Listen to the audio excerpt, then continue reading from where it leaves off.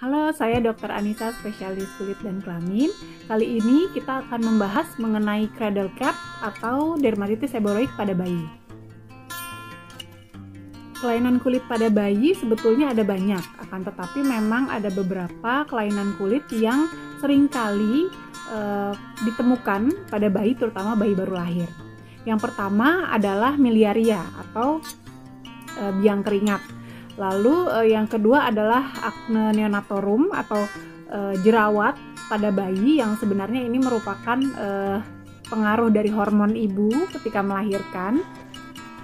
Kemudian kelainan pigmentasi dan kelainan pembuluh darah. Dan yang terakhir juga sering kita temukan adalah dermatitis seboroik atau cradle cap. Cradle cap ini adalah suatu kondisi peradangan yang terletak di kulit kepala bayi. Biasanya berupa sisik kekuningan yang tebal dan berminyak. Meskipun dikatakan ini merupakan suatu kelainan yang tanpa peradangan, akan tetapi kondisi cradle cap sebetulnya juga bisa menimbulkan komplikasi yang pada akhirnya menimbulkan peradangan pada area kulit kepala bayi.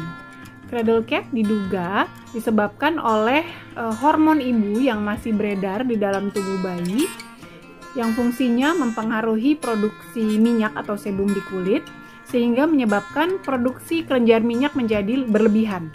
Hal ini menyebabkan lapisan kulit mati yang harusnya mudah terangkat atau terkelupas dengan alami menjadi lebih sulit karena adanya lapisan minyak yang tebal tersebut. Tanda cradle cap biasanya muncul di akhir bulan pertama kehidupan hingga mencapai usia bayi 3 bulan.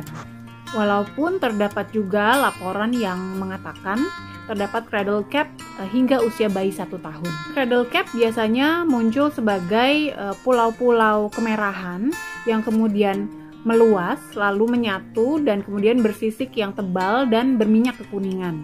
Kadang kemerahan tersebut juga bisa meluas ke area dahi, kelopak mata, area sekitar hidung, dan juga di area sekitar telinga.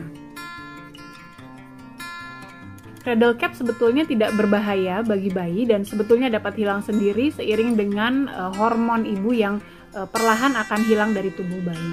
Akan tetapi kondisi cradle cap ini dapat menimbulkan komplikasi seperti misalnya infeksi sekunder yang mungkin membutuhkan pertolongan atau terapi yang lebih agresif.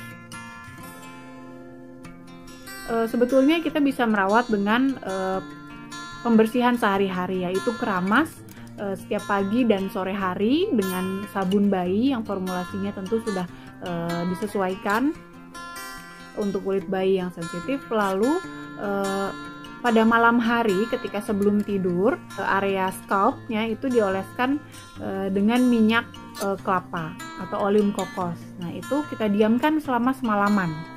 Nah, setelah itu pagi harinya keramas kembali. Nah, sembari keramas itu kita boleh menggosok perlahan untuk melepaskan sisik yang tebal. Perlu diingat, tidak perlu menarik secara paksa sisik yang tebal tersebut karena jadi nanti luka terbuka dan itu malah akan bisa menimbulkan infeksi nantinya. Memang harus sabar, jadi sedikit demi sedikit namun konsisten dilakukan. Apabila ternyata ada komplikasi atau ada kondisi yang memberat, segera ke dokter spesialis kulit dan kelamin untuk berkonsultasi dan menentukan terapi yang lebih agresif.